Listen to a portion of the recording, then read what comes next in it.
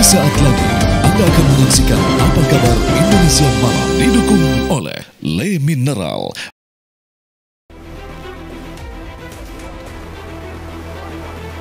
Kapolri Jenderal Polisi Listio Sigit Prabowo menegaskan siap memberantas premanisme tak memandang dari kelompok mana atau simbol tertentu.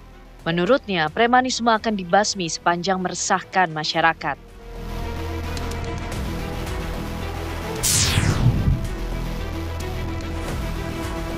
Pakar telematika Roy Suryo memenuhi panggilan penyidik Polda Metro Jaya. Roy Suryo dimintai klarifikasi soal tudingan ijazah palsu Presiden ke-7 Republik Indonesia Joko Widodo. Roy mengaku menjawab 26 pertanyaan dari polisi.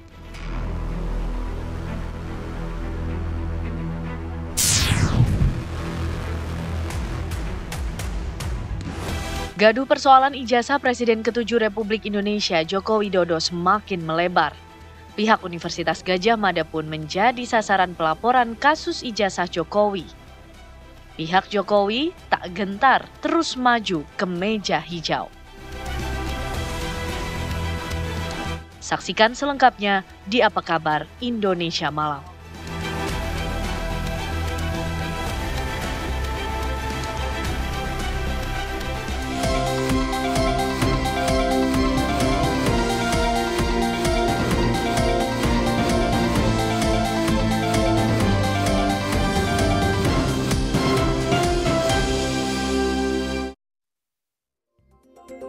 Halo, selamat malam pemirsa. Persoalan ijazah dari Presiden ke-7 Republik Indonesia Joko Widodo ini terus bergulir.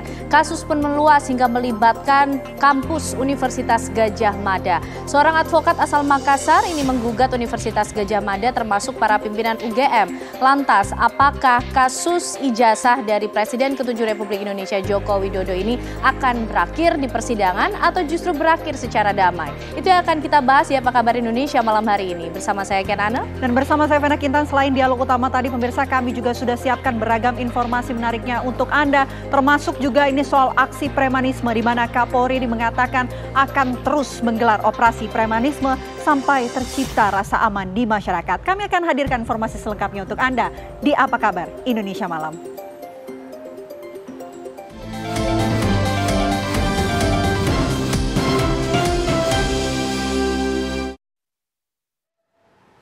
Ratus buruh berunjuk rasa di depan Kedutaan Besar Amerika Serikat di Jalan Medan Merdeka Selatan, Jakarta Pusat. Buruh yang tergabung dalam Aliansi Buruh Indonesia Anti Perang dan Penjajahan mendesak menuntut Presiden Amerika Serikat Donald Trump melalui duta besarnya di Jakarta agar menghentikan agresi Israel di jalur Gaza. Massa mengecam genosida oleh Israel terhadap Palestina. Massa juga menuntut Amerika Serikat tidak menggunakan hak veto di PBB untuk membela Zionis Israel. Massa juga menyerukan dukungan untuk Palestina merdeka.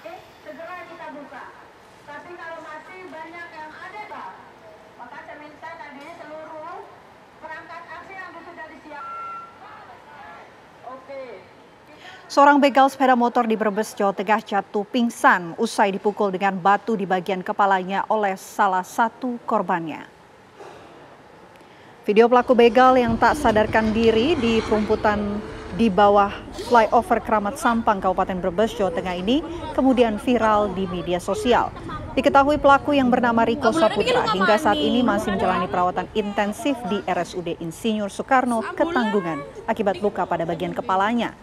Berdasarkan keterangan Kasat Reskrim Polres Brebes, AKP Resandro Handria Jati, kejadian pemukulan ini bermula dari upaya pembegalan terhadap 3 orang korban yang tengah duduk di bawah flyover Keramat Sampang. Pelaku berpura-pura mengaku sebagai anggota polisi. Riko juga sempat menodongkan pistol jenis airsoft gun ke arah kepala salah seorang korbannya. Melihat peristiwa ini, rekan korban berusaha merebut pistol dari pelaku dan kemudian memukul kepala pelaku dengan batu hingga tersungkur dan jatuh pingsan. Airsoft gun milik pelaku dan sepeda motor korban kini telah diamankan oleh polisi guna penyelidikan lebih lanjut.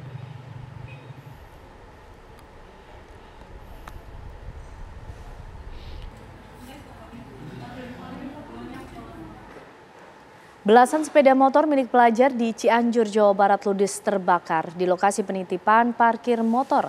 Selain sepeda motor, api juga membakar 2 bangunan rumah. Beginilah kobaran api saat melahap sebanyak 13 sepeda motor milik pelajar salah satu sekolah SMKN yang berada di lahan penitipan parkir motor milik warga di Gang Guntur 2, Kelurahan Sayang, Kecamatan Cianjur, Jawa Barat pada Kamis siang. Sempat terdengar ledakan lebih dari 5 kali dari tangki BBM motor.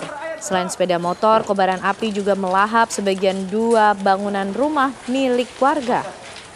Setelah 1 jam lebih, kobaran api akhirnya bisa dipadamkan setelah petugas menerjunkan sebanyak 2 unit mobil pemadam kebakaran.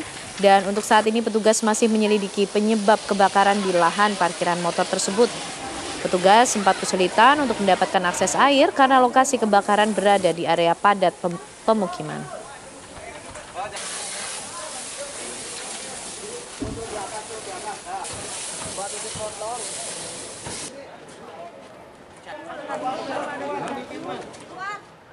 Hari ini pakar telematika Roy Suryo menjalani pemeriksaan di Polda Metro Jaya soal perihal tudingan ijazah palsu Presiden ke-7 RI Joko Widodo. Penyidik Subdit Direktorat Reserse Kriminal Umum Polda Metro Jaya memeriksa pakar telematika Roy Suryo. Pemeriksaan terkait laporan Presiden ke-7 RI Joko Widodo soal tudingan ijazah palsu. Usai pemeriksaan, Roy Suryo mengaku dicecar 26 pertanyaan oleh penyidik. Roy Suryo menyebut menjawab rinci semua yang dipertanyakan penyidik. Mantan Menteri Pemuda Olahraga ini pun berharap polisi bakal profesional dalam bertugas. Alhamdulillah ya, saya tadi sudah menjawab dengan detail sampai sekitar 26 pertanyaan ya, dengan jumlah halaman sekitar 22 lebih ya. Dan saya juga menyampaikan jawaban saya atas pertanyaan-pertanyaan pada laporan. Dan saya juga saya tadi juga sampaikan dalam jawaban ya. Saya harap tugas profesional polisi itu persis sama yang dilakukan terhadap saudara pelapor ya. Pelapor itu melaporkan belum ada yang terlapor gitu. Jadi melaporkan atau membuat laporan ini pada tanggal 30 April 2025 dan langsung terbit hari itu juga ya surat perintah. Kami ajak Anda pemirsa bergabung dengan rekan kami Margareta Novita di Polda Metro Jaya. Selamat malam Margareta, bagaimana pemeriksaan kasus ijazah dari Presiden ke-7 Republik Indonesia Joko Widodo di sana? Ya, kayak Nana, Vena dan juga pemirsa, baru saja tadi berlangsung konferensi pers ataupun doorstop dari Kabid Humas Polda Metro Jaya, Ade Arysyam Indradi, yang menjelaskan juga bagaimana terkait soal update pelaporan dugaan ijazah palsu Presiden ke-7 Republik Indonesia Joko Widodo. Dan tadi sempat disebutkan bahwa sejak awal hingga hari ini terdapat 24 saksi ini total yang sudah diperiksa ataupun dimintai keterangan. Kemudian juga dari pelaporan yang dilakukan oleh Presiden ke-7 RI Joko Widodo ini melaporkan dengan menggunakan pasal elektronik ini 310 dan 311 KUHP dan juga pasal 35 Junto 51 ayat 1 Undang-Undang Nomor 11 Tahun 2008 soal ataupun tentang ITE pemirsa. Dan memang sejak tadi ini juga disebutkan bahwa kemarin pada tanggal 30 April Presiden ke-7 RI Joko Widodo ini melaporkan sekitar ada 5 nama yang disebutkan dalam pelaporannya. Ini bisa kami sampaikan, inisialnya ada RHS, kemudian RSN, TT, ES dan juga KTR. Dan juga untuk lebih lanjutnya lagi pemirsa, sudah dilakukan pemeriksaan sejak kemarin hari Rabu, namun yang hadir hanya RF, MBS, dan KTR, sedangkan untuk AS ini tidak datang. Dan untuk hari ini pemirsa, tadi sore ini hadir RS yakni Roy Suryo dan juga ada TT pemirsa, ini ada Dr. Tifa yang juga diperiksa ataupun dimintai keterangan sebagai saksi hari ini. Tadinya Roy Suryo ini dan juga Dr. Tifa hadir di Polda Metro Jaya sejak siang dan diperiksa hingga sore. Ini kalau Roy Suryo sendiri sejak pukul 10 hingga 15 waktu Indonesia Barat Totalnya sekitar 4 hingga 5 jam diperiksa dan tadi menyatakan bahwa dirinya ini diperiksa sekitar 26 pertanyaan oleh penyidik. Ini didominasi dengan pertanyaan pribadi dan juga pertanyaan mengenai di mana Roy Suryo ini bersekolah, kemudian juga bagaimana ijazahnya dan lain sebagainya. Kemudian pemirsa juga ada Dr. Tifa ini masih menjalani pemeriksaan dan baru saja tadi sudah selesai dan sedang melakukan konferensi pers kepada awak media. Maka dari itu memang kami masih menunggu bagaimana pernyataan dari Dr. Tifa. Dan ada yang menarik juga pemirsa bahwa dari pengakuan Roy Suryo sendiri ini mengatakan bahwa surat yang ia dapatkan ataupun surat pemanggilan dari Polda Metro Jaya ini tidak terlampirkan nama-nama terlapor, sehingga memang ini sempat sedikit membingungkan bagi para saksi yang ingin diperiksa di Polda Metro Jaya. Apakah benar ini surat ditujukan kepada mereka karena tidak tertulis nama pelapor, hanya maksud kami tidak tertulis nama terlapor, hanya tertulis nama pelapor, di mana ini sempat membuat bingung. Kemudian juga Roy Suryo mengatakan agar pihak kepolisian ini lebih menjalankan kewajibannya dengan baik karena hal ini menjadi sorotan karena membuat sedikit bingung para saksi. Dan memang untuk saat ini kami masih menunggu bagaimana tanggapan ataupun keterangan yang akan diberikan Dr. Tifa sejak tadi sore sudah selesai dilakukannya pemeriksaan. Kembali ke studio. Rita Novita, terima kasih atas laporan Anda langsung dari Polda Metro Jaya. Kami lanjutkan Apa Kabar Indonesia Malam dengan informasi lainnya. Pemirsa, warga desa Manggun Arga, Kecamatan Cimanggung, Kabupaten Sumedang, Jawa Barat digegerkan dengan temuan granat aktif serta sejumlah peluru di laci rumah warga. Sebuah granat aktif serta beberapa proyektil peluru ditemukan warga dan sempat dipegang oleh kepala desa. Setelah 5 jam proses identifikasi oleh tim Inafis dan tim Gegana Satbrimob Polda Jabar.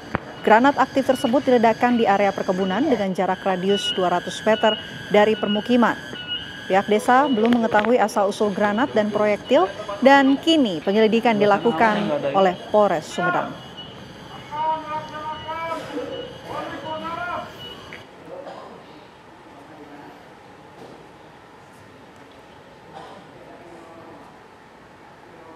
Pemirsa, seorang oknum pegawai negeri sipil di lingkungan Dinas Pendidikan Kabupaten Bangkalan, Jawa Timur menjadi bandar narkoba jenis sabu digerebek dan ditangkap Sat Narkoba Polres Bangkalan di dalam rumahnya di Kelurahan Keraton Bangkalan. Inilah pemirsa detik-detik penggerebekan yang dilakukan sejumlah personil Sat Narkoba Polres Bangkalan menggegerkan di rumah berinisial DW di Kelurahan Keraton Kecamatan Bangkalan. Tersangka DW sendiri diketahui berstatus sebagai aparatur sipil negara atau ASN di instansi Dinas Pendidikan Kabupaten Bangkalan. DW diketahui merupakan residivis kasus penyalahgunaan sabu dan sudah pernah dipenjara 2 kali. Pertama pada tahun 2017, dipenjara selama 1 tahun, dan yang kedua pada tahun 2021 menjalani hukuman 1 tahun penjara dengan kasus yang sama. Sebelumnya petugas Sat Narkoba menangkap FA di rumahnya di Kelurahan Keraton Kabupaten Bangkalan. Namun FA mengaku mendapatkan barang dari DW dengan cara menjual 10 paket dan menyetor 8 poket jika laku kepada DW. Kedua tersangka dijerat pasal 114 Undang-Undang RI nomor 35 tahun 2009 tentang narkotika dengan ancaman hukuman 6 tahun penjara.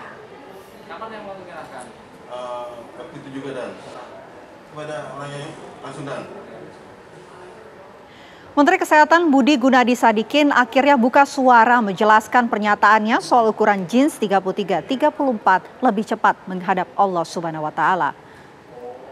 Menurutnya, konsumsi lemak berlebih dapat memicu timbunan lemak pada organ tubuh yang disebut visceral fat, sehingga beresiko merusak organ tubuh seperti jantung, hati, serta ginjal. Dengan begitu, tubuh akan mudah terserang penyakit yang beresiko mendekatkan diri dengan kematian. Agar bisa hidup lebih sehat, Menkes meminta masyarakat menjaga body mass index atau BMI di bawah angka 24 untuk kategori normal. Patokannya adalah ukuran lingkar perut bagi laki-laki harus di bawah 90 cm dan bagi perempuan di bawah 80 cm. Tetapi bagi masyarakat awam, penjelasan itu menjadi agak sulit diterima sehingga penyampaian melalui ukuran celana jeans menjadi cara mudah menyampaikan informasi.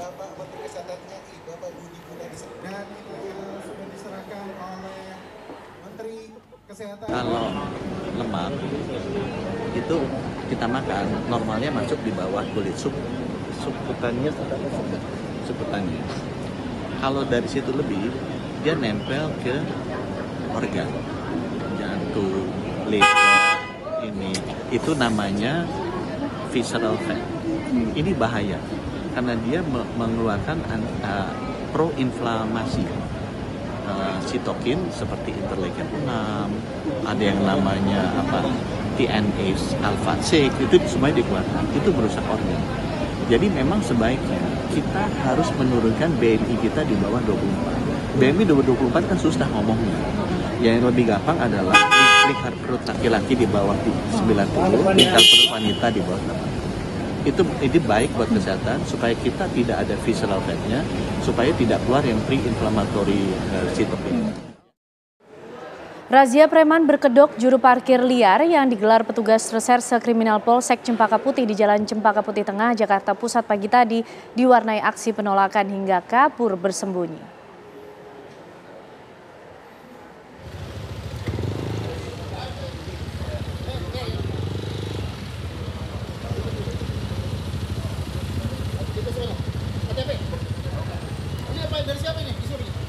Juru parkir liar ini menolak diamankan saat dirazia petugas Reskrim Polsek Cempaka Putih di Jalan Cempaka Putih Tengah, Jakarta Pusat pada pagi tadi.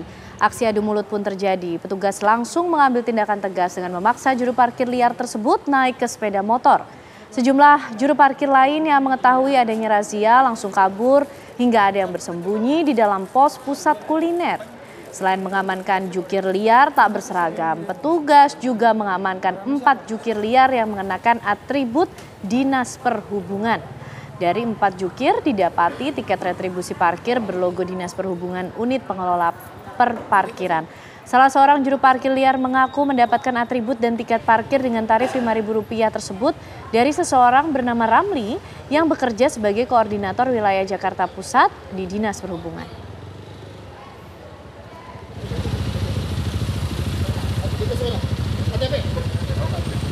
Dari siapa ini? Dari siapa? Mana siapa? Siapa? Hah? Ini dari siapa disubli? Di tengah memanasnya isu tuduhan ijazah palsu Jokowi, Bareskrim Polri secara tiba-tiba bergerak cepat melakukan penyelidikan. Kami akan hadirkan informasi selengkapnya dalam segmen Ulas Utas sesaat lagi.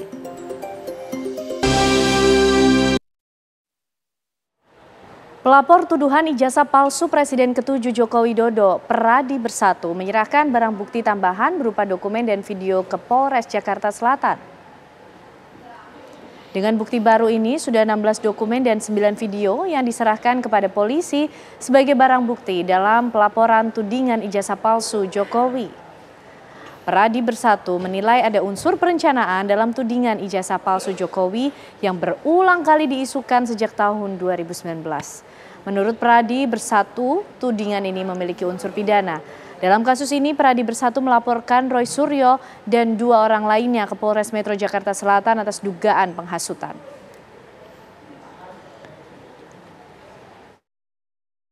Kita sudah menyerahkan semua bukti-bukti, baik itu video, screenshot, kemudian contoh dari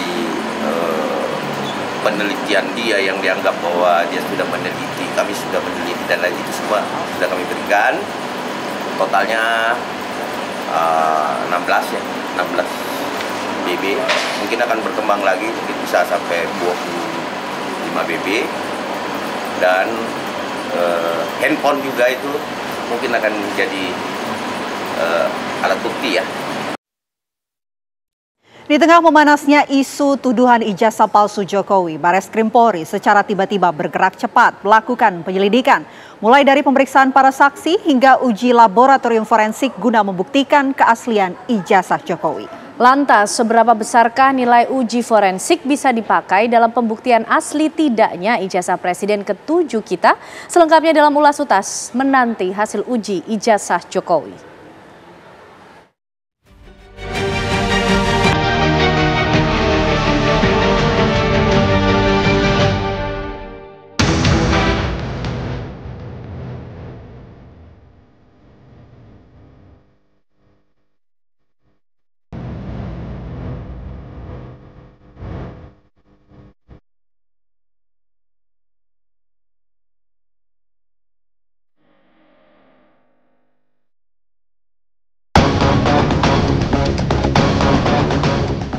Persoalan tuduhan ijazah palsu Presiden ke-7 Joko Widodo belum menemui titik akhir.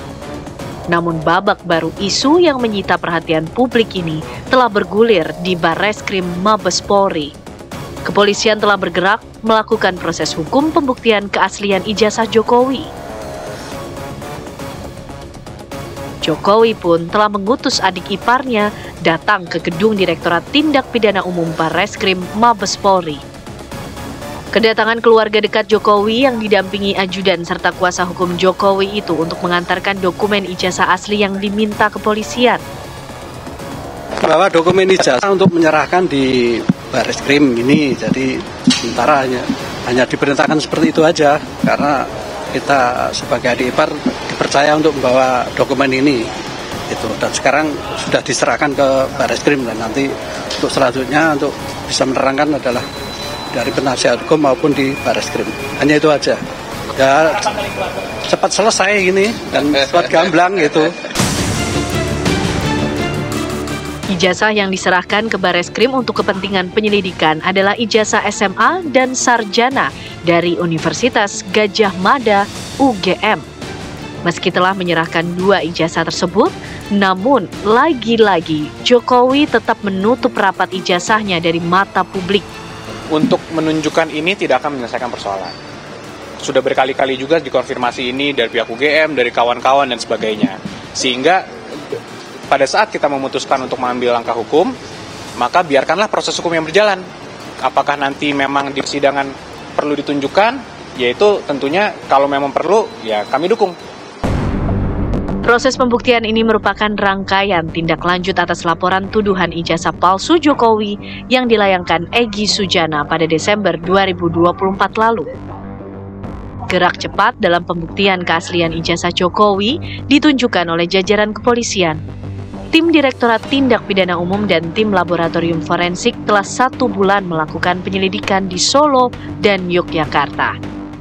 Kami sudah melaksanakan kegiatan-kegiatan ini sekitar 1 bulan berada di wilayah Jogja dan Surakarta untuk mengambil sampel pembanding, di mana itu adalah salah satu dari kegiatan penyelidikan untuk uji lapor. Dari sampel yang diberikan adalah sampel dari rekan Bapak Joko Widodo, ijazah dari rekan saat di SMA dan saat kuliah. Di samping ijazah kami juga menguji berbagai dokumen yang ada di UGM, baik itu dokumen saat belum mendaftar dan dokumen-dokumen yang didalilkan oleh pendumas. Pendumas kan mendalilkan adanya ijazah palsu, skripsi palsu, dan lain sebagainya. Dalam penyelidikan ini, polisi telah meminta keterangan 31 orang saksi, mulai dari teman-teman semasa kuliah Jokowi di Fakultas Kehutanan UGM tahun 1980-an hingga pihak Rektorat UGM. Sikap UGM atas rumor tuduhan ijazah palsu Jokowi sebenarnya tak perlu dipertanyakan lagi. Pihak Rektorat UGM telah beberapa kali menegaskan bahwa Jokowi benar-benar alumnus UGM. UGM juga siap mendukung proses hukum untuk membuktikan kebenaran soal keaslian ijazah Jokowi. Ini bukan soal membela siapa, tidak. Tapi bahwa kami dalam posisi ini adalah menjelaskan sebagai sebuah lembaga yang memiliki dokumen, itu sudah kami jelaskan, dan Joko Widodo itu lulus pada November ya. 5 November 1985 sesuai dengan catatan di dokumen Fakultas Kehutanan. Nah, nanti kami persilahkan apabila nanti kemudian ada proses pengadilan atau apapun, UGM siap. Misalnya sebagai saksi ya, kami siap. Sementara itu, kubu pengadu yang menuding ijazah Jokowi palsu menyatakan sikap keras pada langkah kepolisian. Kami meminta agar laboratorium forensik Bareskrim Polri itu memeriksa secara objektif dan transparan. Artinya apa? Yang pertama, ya, hasilnya harus kemudian diumumkan kepada masyarakat berikut ijazahnya. Jadi ijazahnya diumumkan, dipublikasikan. Bentuk apa ijazah itu? Apakah ijazah itu sama dengan yang sudah pernah fotokopinya ditunjukkan oleh Dekan Fakultas Kehutanan, Pak Sigit Sunarta beberapa waktu yang lalu? Atau sama juga, atau identik dengan misalnya yang pernah diposting oleh salah satu kader dari Partai PSI. Tapi kalau sama, ya berarti analisis yang pernah saya lakukan, pernah Dr. Rismon lakukan, dan juga pernah Dr. Tifa lakukan, itu tidak salah. Kalau masalah pengujian ini kita harus melihat, pengujian itu bisa juga dimintakan oleh pemohon, pelapor. Jadi ada imbangan. Jadi kalau istilahnya ada, kalau kita dalam forensik kedokteran, itu ada ekshumasi, uji ulang kembali. Tapi objeknya sama. Nah, disinilah nanti penguji baristik dan penguji teman-teman yang melaporkan itu sama atau tidak. Kalau itu sama, berarti ya identik. Lantas, seberapa besarkah nilai hasil uji forensik yang dilakukan Bareskrim Polri dalam proses hukum pembuktian keaslian ijazah Jokowi itu? Forensik dihadirkan apabila terjadi keraguan. Karena forensik adalah ilmu membantu mengungkap suatu perkara. Disinilah untuk menguatkan keyakinan hakim dalam menilai keabsahan dari yang bersangkutan. Karena ingat, keterangan forensik, keterangan ahli itu nilainya bebas. Lain dengan saksi. Kalau saksi itu mengikat.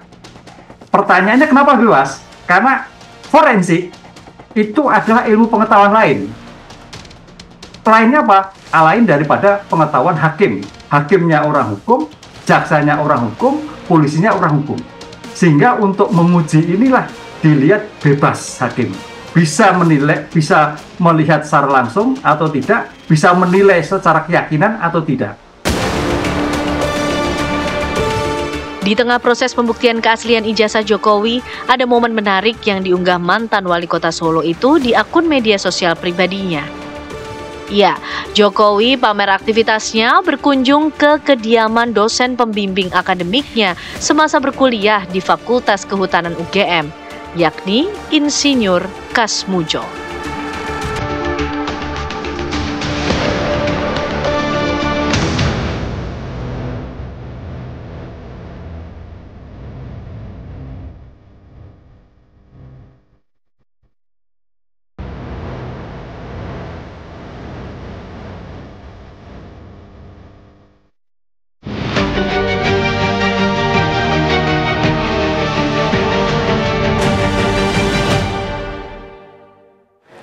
Pemirsa, persoalan ijazah Presiden ke-7 Republik Indonesia Joko Widodo ini terus bergulir. Kasus ini pun meluas dan kini melibatkan Universitas Gadjah Mada. Seorang advokat asal Makassar menggugat UGM sekaligus para pimpinan UGM dalam kasus ini, pemirsa. Lantas bagaimana respon dari pihak UGM dan apakah pembuktian dari ijazah Presiden ke-7 Republik Indonesia Joko Widodo ini akan berakhir di persidangan atau justru berakhir damai? Itu yang akan kita bahas di Apa Kabar Indonesia Malam sesaat lagi untuk Anda.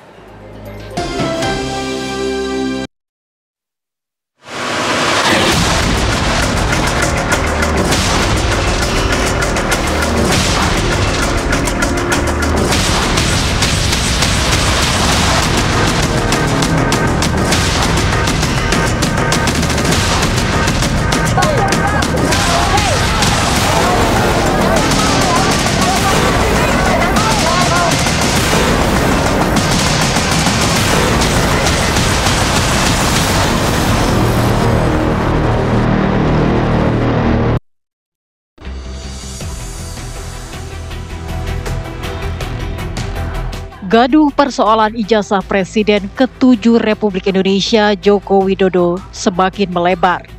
Sidang mediasi di Pengadilan Negeri Solo, Jawa Tengah berakhir tak menemui titik temu. Penggugat dan tergugat sama-sama bertahan dengan keinginannya.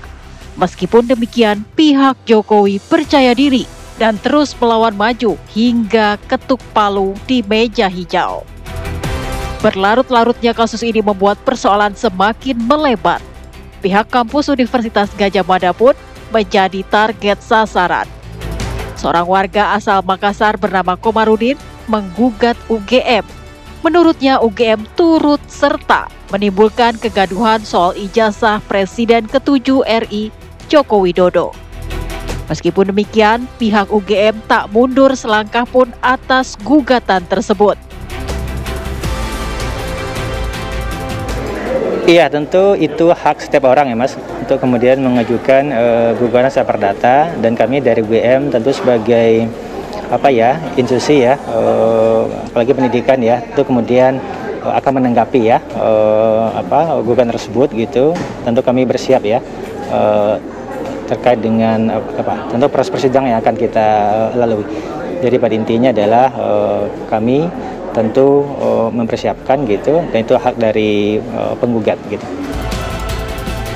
Lantas sampai manakah kelanjutan gaduh ijazah Presiden ke-7 RI Joko Widodo? Apakah akan terungkap di meja hijau ataukah berakhir dengan damai? Tim TV One mengabarkan.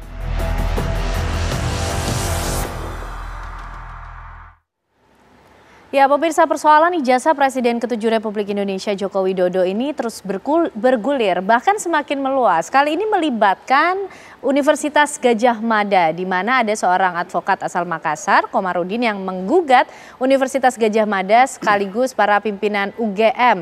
Nah, lantas pemirsa, bagaimana kemudian kasus ini akan bergulir? Apakah pembuktian kasus ini akan berakhir di persidangan atau justru berakhir damai? Itu yang akan kita bahas malam hari ini dengan sejumlah narasumber yang sudah bergabung di Apa Kabar Indonesia Malam. Ada Mas Andi Aswan dari Jokowi Mania. Selamat malam Mas Andi, apa kabar? Malam Ken. Sehat? Sehat, Terima alhamdulillah. kasih sudah hadir di Apa Makasih, Kabar Indonesia Malam, dan tentunya ada praktisi hukum kita Mas Heri Firmansyah. Mas Heri, apa kabar? Sehat Mas? Alhamdulillah. Terima kasih sudah hadir juga. Sama-sama. Dan juga bergabung melalui sambungan Zoom dan juga dari Makassar ada Bang Komarudin, penggugat Rektor UGM. Selamat malam Bang Komarudin. Selamat malam, Assalamualaikum warahmatullahi wabarakatuh. Waalaikumsalam. Tentunya kita ingin tahu dulu yang menjadi alasan utama atau keresahan apa yang ada dalam pikiran dari Bang Komarudin sehingga akhirnya memutuskan untuk menggugat Universitas Gadjah Mada dalam kasus ini, Bang. Jadi begini, ini persoalan kan sudah 2 tahun ini. Gugat-menggugat sampai ada orang di penjara dan sebagainya. Dan sampai saat ini saya anggap semakin parah, semakin liar. Oleh karena itu saya berinisiatif untuk istilahnya menengahi, karena saya tidak berpihak kepada siapa. Jadi sebagai advokat untuk mendamaikan antara yang dicurigai jasanya palsu dengan yang mencurigai. Nah, oleh karena itu saya melakukan melayangkan gugatan kepada UGM, karena hanya UGM lah yang bisa menentukan, memastikan bahwa asli atau palsu. Nah, oleh karena itu saya menggugat, jadi bukan saya pribadi atas nama kantor, ya kantor hukum kami menggugat mulai dari rektor, wakil rektor 1, 2, 3, 4, kemudian dekannya, ketua jurusan, kepala perpustakaannya, dan Insinyur Kasmojo sebagai mantan dosen pembimbing dari Bapak Insinyur Joko Widodo. Oke. Itu awalnya. Oke. Baik, artinya ada keresahan dan dampak seperti apa yang ada di bayangan Bang Komarudin sehingga merasa hal ini penting kemudian untuk ditindaklanjuti secara serius, menggugat UGM-nya langsung yang dianggap bertanggung jawab penuh atas hal ini. Dengan keresahan ini berdampak kepada kehidupan masyarakat Indonesia di mana harga semakin mahal karena nilai rupiah semakin merosot. Oke. Nah, seperti kita ketahui bahwa seperti daging misalnya, itu kan diimpor dengan memakai dolar. 2 tahun yang lalu, nilai dolar kita itu 15.500. Oke. Sekarang ini, nilai dolar adalah 16.700, berkisar situ. Nah, yang kita khawatirkan, apabila ini berlarut-larut, bisa mencapai 20.000 per dolar. Nah, kalau sudah 20.000 ini sudah berbahaya sekali. Oke. Baik. Jadi seperti itu. Baik, Bang Komarudin. Mas Andi, ini nampaknya persoalannya menjadi semakin gaduh, semakin banyak kemudian yang menaruh perhatian atas persoalan ijazah Pak Jokowi, begitu Mas Andi, termasuk dampaknya yang ditakutkan bisa terjadi, kondisi ekonomi kita kemudian yang tidak stabil, sampai sejauh itu kemudian yang dibayangkan. Ya, kalau saya melihat ini adalah asumsi yang mengada-ngada. Apa hubungannya persoalan ijazah ini dengan ekonomi Indonesia? Kalau kita bicara tentang ekonomi Indonesia itu, ya, ini kan dipengaruhi oleh secara global dunia ini, dari namanya efek Trump, ya kan, perang antara Rusia dan Ukraina, kemudian juga ada perang India dan Pakistan, ya sekarang sudah sudah reda. Ini tuh pengaruhnya di sana. Ya kan, bukan ada pengaruh dari jasa Jokowi, apa pengaruhnya. Tapi tadi kemudian keresahan yang utama Mas Andi, ini sebetulnya ingin menengahi kok, karena masyarakat ini sudah lelah 2 tahun kok kasus ini nggak selesai-selesai. Banyak juga pihak-pihak yang kemudian merasakan dampaknya begitu loh. Jadi ya begini, kalau kita melihat ya, Pak Jokowi ini udah terlalu sabar menurut saya gitu. Beliau jadi presiden aja udah diuak-uak terus kan, dia papan terus lah. Pokoknya banyak sekali digoreng-goreng terus. Ya sekarang mungkin melihat celah, di sini Pak Jokowi ini sudah bukan presiden, tidak didukung oleh partai politik yang dulu mendukungnya beliau gitu loh. Ya mungkin bisa dicoba-coba lah untuk itu kan. Tapi kalau saya lihat di sekarang ini, secara ini saya lihat aja, ini seperti pansos sih gitu loh. Siapa yang pansos Mas Andi? Pak Komarudin ini. Oke. Kalau saya bisa katakan begitu, kenapa saya bilang? Alasannya apa? Ya, motivasinya apa mengadukan UGM? Kalau mau dibilang mau jadi penengah, udah masuk di pengadilan kan sudah ini kan semua.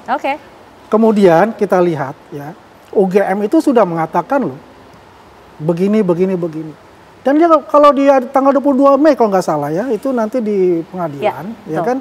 Siap UGM untuk menjelaskan itu. Memang melalui proses mediasi dulu. Saya mau tanya, apakah Pak Komarudin datang ke Sleman nanti? Oke, coba mungkin dijawab langsung oleh Bang Komarudin. Nanti akan datang langsung tidak di jadwal yang pertama. Ada hubungan apa memang dengan Pak Joko Widodo? Motivasinya apa? Dibilang oleh Mas Andi, jangan-jangan pansos saja nih Bang Komarudin. Ya, itu haknya Mas Andi yang menilai seperti itu. Ya. Jadi insya Allah saya pasti hadir ya sampai selesai persidangan, sampai kasus ini betul-betul clear. Jadi tidak ada lagi lanjutan. Iya. Nah, perlu Mas Andi tahu bahwa saya juga itu adalah pernah menjadi ketua umum partai, namanya Partai Kemakmuran Rakyat. Jadi saya bukan yang orang pansos ya, bukan. Itu. Jadi coba sudah tidak terjun lagi ke politik. Jadi saya kembali menjalankan usaha. Iya. Jadi seperti saya katakan tadi bahwa saya ini hanya penengah. Kenapa? Karena ribut terus. Perlu kita seperti kita lihat sekarang ini, Jokowi melaporkan orang bahwa difitnah, sementara belum ada bukti bahwa jasanya asli atau palsu. Kemudian Roy Suryo CS menuduh juga bahwa jasanya Jokowi palsu. Jadi bagaimana caranya supaya terang benderang kita bawa ke pengadilan, nanti di pengadilan dibuktikan.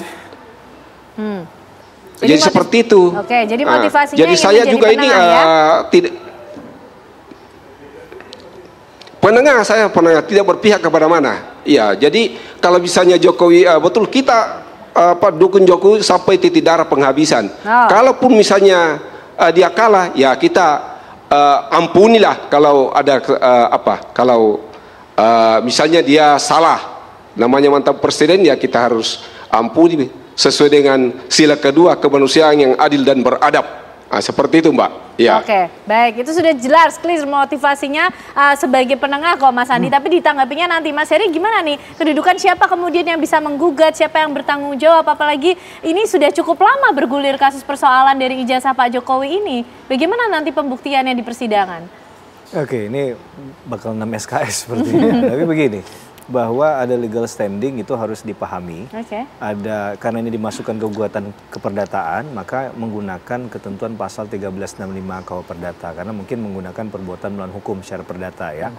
Dalam konteks perbuatan melawan hukum perdata, yang harus kita stabilo, yang harus kita underline adalah bahasanya adalah nilai kerugiannya. Bukan nilai dalam konteks material ya, tapi kerugian yang diderita apa.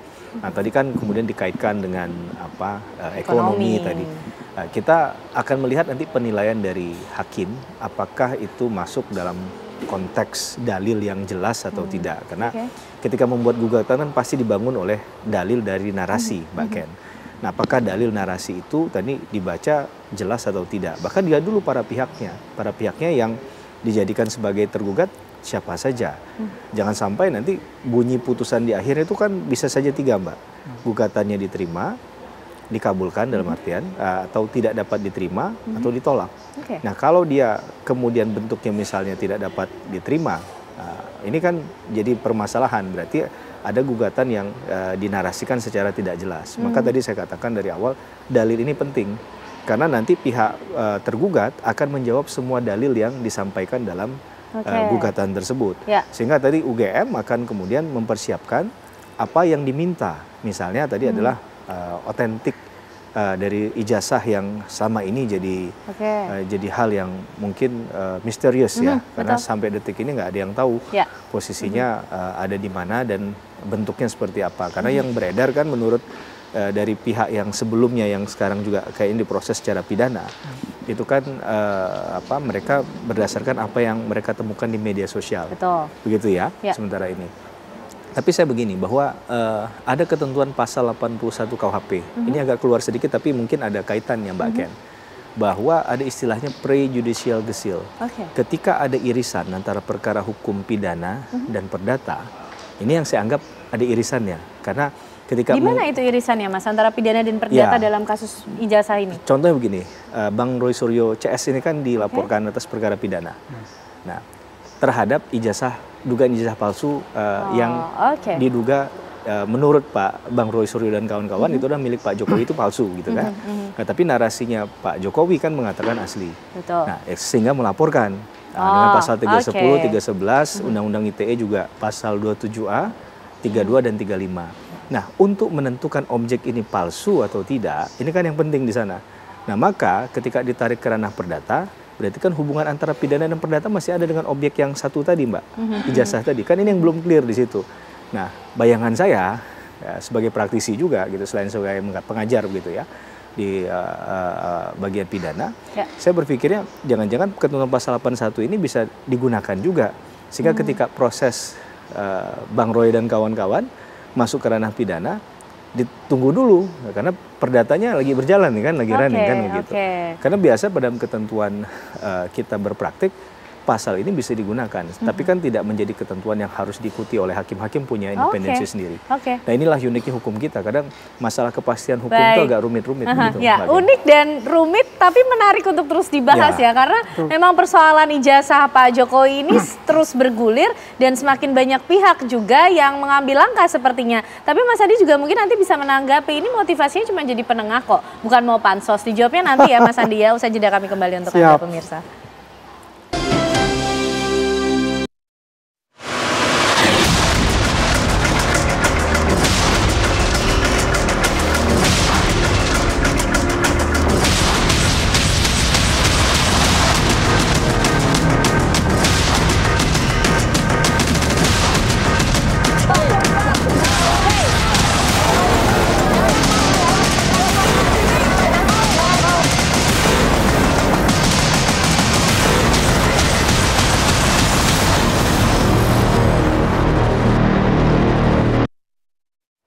Ya, sebelum kita lanjutkan pembahasan kita pemirsa, kami hadirkan informasi terlebih dahulu untuk Anda. Ini di tengah polemik soal keaslian ijazah miliknya. Presiden ke-7 Republik Indonesia, Joko Widodo menemui dosen pembimbing akademiknya saat berkuliah, yaitu Kasmujo.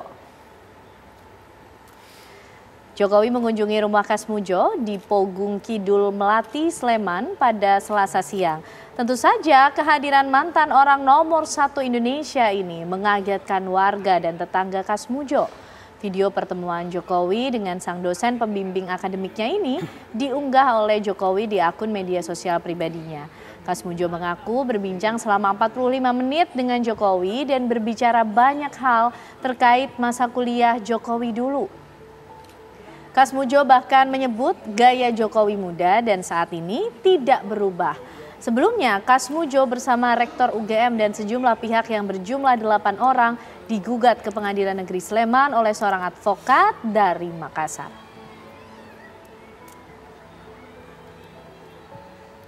Saya merasa tidak tahu sama sekali kalau kaitannya dengan ijazah, dan saya sama sekali belum pernah melihat ijazahnya itu seperti apa.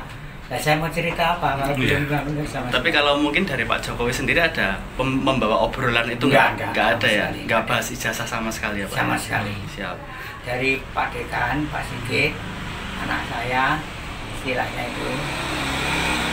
Besok Pak Kas mungkin masuk daftar, tapi sudah saya tangani. Pertama, karena saya sakit, ini kalau untuk jalan ke situ aja, kalau pas tidak sehat nggak bisa. Kedua kali kakinya seperti itu. Ya pasti mengatakan dari Bapak nanti saya buatkan surat keterangan yang mengatakan Bapak mungkin tidak perlu di dalam tim apapun ikut-ikut, karena semua tim dari polisi maupun dari mana-mana itu data-data itu sudah diambil di Fakultas Kehutanan UGM. Oleh karena itu pesan saya kalau ada sesuatu sampaikan, suruh ke sini saja. Sebab saya nggak punya data mau ngomong apa. Baik, itulah tadi pemirsa pernyataan dari Pak Kasmujo yang kemudian dikunjungi oleh Presiden ke-7 Republik Indonesia Joko Widodo. Mas Andi, sebelum tadi menanggapi apa yang disampaikan oleh Bang Komarudin, nggak pansos kok. Memang motivasinya hanya pengen menjadi penengah aja, biar nggak selalu gaduh, tidak terus-menerus bergulir, kasusnya semakin meluas soal ijazah Pak Jokowi ini. Termasuk yang kita ingin tahu, Pak Jokowi langsung mengambil langkah loh ketika gaduh ini bertemu langsung dengan Pak Kasmujo. Apa kemudian pesan yang ingin disampaikan? Jadi begini, kalau Bu tidak membuat gaduh, mau jadi penengah, ini malah menjadi penambah gaduh. Oh gitu? Pertama, kan sudah di Solo, ya kan, kemudian di Jakarta. Ijazah asli itu ada di Bareskrim ya. Ada di Bareskrim, ya, sedang uji lapor dan sebagainya. Ya, ini sekarang ada tambahan dengan Sleman, ya kan. Yang digugat pula ada Pak Kasmujo yang sudah sepuh beliau itu, ya kan, beliau lagi sakit juga pula. Pak Jokowi yang merasa kenapa beliau-beliau ini kok digugat gitu loh. Kenapa nggak langsung saja digugat ke saya, kan begitu. Kenapa institusi UGM yang digugat? Ya kan, padahal pada saat itu UGM juga sudah memberikan kok informasi kalau ijazah asli itu adalah yang pegang adalah Pak Jokowi sendiri. Dimanapun, di universitas manapun juga begitu gitu loh. Mintalah sama Pak Jokowi gitu kan. Ya, kalau mintanya baik-baik ya mungkin aja bisa diinin, tapi ini kan kelihatannya kan arahnya kita tahu ini gitu loh. Bagaimana mendiskreditkan beliau gitu loh, sebagai ya mantan kepala negara. Karena ada aspek-aspek lain lah secara politis, yaitu di belakang itu semua gitu loh. Ya kalau kembali tadi Pak Komarudin, ya itu hak beliau sebagai warga negara ya untuk melaksanakan kewajiban dia. Tapi gini, ini zamannya post-truth. Segala sesuatu yang bersifatnya yang hoax itu kalau terus-menerus dibicarakan akhirnya bisa menjadi kebenaran gitu kan. Ini harus di-clearkan betul. Pak Jokowi juga mengetahui hal seperti ini, maka dia harus menjelaskan hal itu. Menyadari dan harus menjelaskan. Ya, ini sangat baik, pembelajaran sangat baik kepada seluruh masyarakat Indonesia bahwasanya kita itu mempunyai hak loh. Sebagai warga negara juga untuk membela diri gitu. Untuk mengungkapkan kebenaran itu di mata hukum. Baik. Mas Heri, ini yang dipersoalkan ijazahnya Pak Jokowi, yang asli sudah di Bareskrim. Tapi kalau secara posisi hukumnya, bisa tidak sih atau memungkinkan tidak ijazah asli itu sudah saja ditunjukkan begitu ke publik? Atau masih ada prosedur hukum yang harus dilewati terlebih dahulu? Tidak semudah itu kemudian? Iya, mungkin kalau pertanyaan itu ijazah saya, mungkin saya langsung bisa menjawabnya Mbak. Okay. Saya tunjukkan saja gitu ya. Tapi kan kita tidak tahu ini narasi apa yang dibangun oleh Pak Jokowi gitu, sehingga tidak kemudian serta-merta permintaan request dari para pihak yang sebelumnya, bahkan sebelum Pak Komarudin kan sudah ada juga kan, tapi tidak dikunjung ditunjukkan gitu. Sehingga ini yang kemudian jadi berlarut-larut dan akhirnya ada posisi memang bisa diajukan secara legal formal. Ya, secara konstitusi memang dilindungi, ada orang yang menggugat, itu hal yang biasa. Tapi kan tentunya hal ini kan berpijak pada katakanlah bukan sebenarnya ranah yuridis semata begitu ya. Ini kan kalau kita mau tarik sebenarnya muncul jadi ranah hukum, karena memang persoalannya jadi rumit seperti itu, yang sebenarnya sangat sederhana gitu. Tapi sekali lagi ini masing-masing punya hak hukum nih. Pak Jokowi merasa bahwa saya punya hak hukum tidak mau menunjukkan kepada Anda, begitu. Ini yang jadi persoalannya. Padahal tadi kalau kita bilang kayak berkali-kali mungkin dalam setiap perbincangan mengenai ijazah Pak Jokowi kan sederhananya tinggal ditunjukkan clear semua kan begitu. Tapi ada kata tapi lagi nih, karena beliau ternyata bertahan dengan positioning tadi. Mungkin malah muncul ada gugatan dan sebagainya. Mungkin kita anggap secara positifnya begini Mbak Ken. Berarti mulai terpaksa dan dipaksa untuk menunjukkan bukti aslinya. Itu saja harapannya, agar perdebatan ini pun segera selesai, karena banyak juga hal lain yang perlu untuk difikirkan. Ya bukan berarti urusan ijazah Pak Jokowi menjadi tidak penting begitu ya, tapi banyak strategi pemberantasan korupsi kita yang masih belum clean and clear begitu ya, masih banyak oknum-oknum di sana yang para pejabat publiknya juga masih koruptif begitu kan. Saya rasa itu yang perlu kita ingatkan juga, bahwa kita membahas kasus ini ya kita tunggu proses hukumnya tadi, dan dengan cara hukum tadi mungkin akan ada celah untuk membuka pintu di mana bukti tadi bisa dihadirkan dengan dengan legal formal yang benar begitu ya. Dan ini juga untuk mengunci ataupun memutus rantai persoalan dalam lingkaran dalam tanda petik, mohon maaf ya, lingkaran setan dari perdebatan hukum ini. Soal ijazah ya, tentang ijazah tadi, karena memang kalau bicara tentang asli atau tidak asli berarti kan asli atau palsu, maaf. Asli atau palsu itu kan berarti harus ditunjukkan yang otentik dulu sebagai pembanding tadi. Nah, saya rasa kalau itu sudah ada, bahkan levelnya adalah uji forensik, maka nilainya ada kekuatan pembuktian di sana, karena ini kan sudah masuk ke ranah hukum ya. Karena sudah masuk ke ranah hukum, artinya ada prosedur yang kemudian harus diikuti. Tidak semudah itu juga bisa menunjukkan ijazah aslinya, begitu Mas Heri? Iya, padahal tadi seharusnya kalau sebelum masuk ranah hukum justru itu bisa diambil gitu, seharusnya. Tapi karena ini sudah masuk ranah hukum, terpaksa harus memang begini prosesnya. Tidak bisa kita bypass, tidak bisa kita abaikan. Memang begitulah cara bekerja hukum dan cara berpikir hukum begitu. Baik, karena ini sudah terlanjur masuk ke ranah hukum. Nah, Bang Komarudin, kita juga masih ingin tahu, kalau tadi sudah disampaikan efek-efek ataupun juga dampak yang kemudian menimbulkan keresahan secara pribadi dari Bang Komarudin dan juga kantor hukumnya sehingga kemudian menggugat UGM. Nah, memang ada hubungan keterikatan apa sih dengan Pak Jokowi, Bang Komarudin, dan juga UGM? Kalau tadi Mas Andi juga sampaikan, kenapa tidak yang digugat saja Pak Jokowi, kenapa harus UGM? Terima kasih. Kenapa saya harus menggugat UGM? Karena UGM lah yang bisa menentukan asli atau palsu. Karena dia yang bikin ijazah itu. Yang jelas kalau Jokowi sudah mengatakan bahwa jasa saya asli. Iya. Sementara yang lain mengatakan tidak asli. Oleh karena itu, ya kita harus buktikan nanti di pengadilan. Oleh karena itu kami punya tuntutan kepada rektor UGM agar nantinya membawa duplikat ijazah daripada Jokowi. Jadi setiap ijazah itu kalau kita tamat itu ada fotokopinya, disimpan di kampus.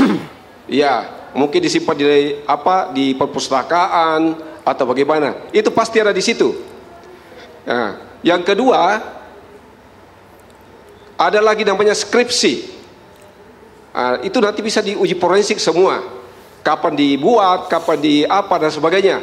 Kemudian ada lagi namanya KRS, kartu rencana studi. Yang mungkin masih ada di sana. Kemudian ada lagi nama data waktu dia KKN, betul nggak pernah dia KKN? Karena itu selalu yang dipermasalahkan di publik. Iya, bahwa tidak pernah KKN lah, apalah dan sebagainya. Kemudian daftar nama waktu sistem penerimaan siswa baru atau CPN baru, kalau ada, saya pikir ada. Karena kenapa? Karena UGM ini merupakan universitas nomor 2 di Indonesia.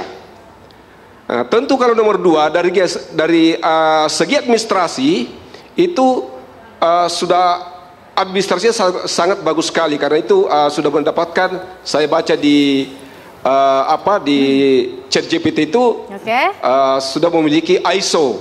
ISO itu berarti memiliki manajemen mutu.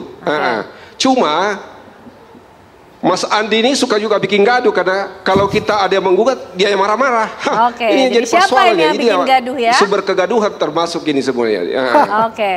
Oke, baik. Iya, seperti itu. Oke, jadi semakin banyak pihak yang kemudian menaruh perhatian, semakin gaduh pula persoalan dari ijazah Presiden ke-7 Republik Indonesia Joko Widodo ini. Boleh saya ngomong? Boleh, tapi usai jeda Mas Andi, karena kita juga ingin tahu bagaimana kemudian rencana dan langkah dari Pak Jokowi untuk menyikapi kegaduhan yang sudah terlanjur terjadi di tengah masyarakat ini. Usai jeda pemirsa, kami kembali untuk Anda.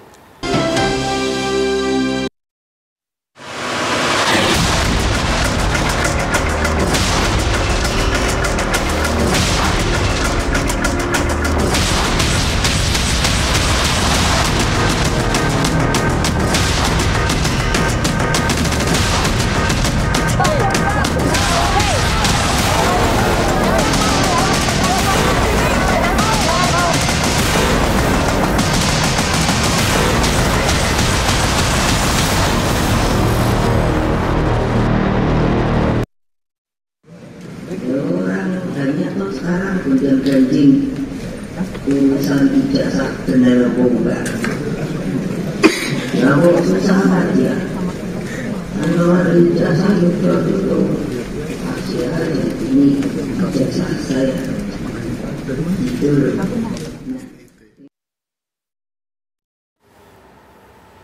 Ya, pemirsa, kembali kita akan membahas yang tengah menjadi kegaduhan di tengah masyarakat, yaitu persoalan ijazah Presiden ke-7 Republik Indonesia, Pak Joko Widodo. Mas Adi, bagaimana tadi menanggapi ini? Siapa yang membuat gaduh jadinya gitu kan? Dan kita juga ingin tahu langkah ke depan seperti apa. Kalau Bu Mega bilang, sudahlah ditunjukkan saja ijazahnya, tapi ini sudah kadung masuk ke ranah hukum. Plannya ke depan seperti apa dari Pak Jokowi? Ya, kita ikuti aja alur itu. Jadi kita sudah masuk ke ranah hukum, kita ikuti aja alur-alurnya itu seperti apa kan gitu.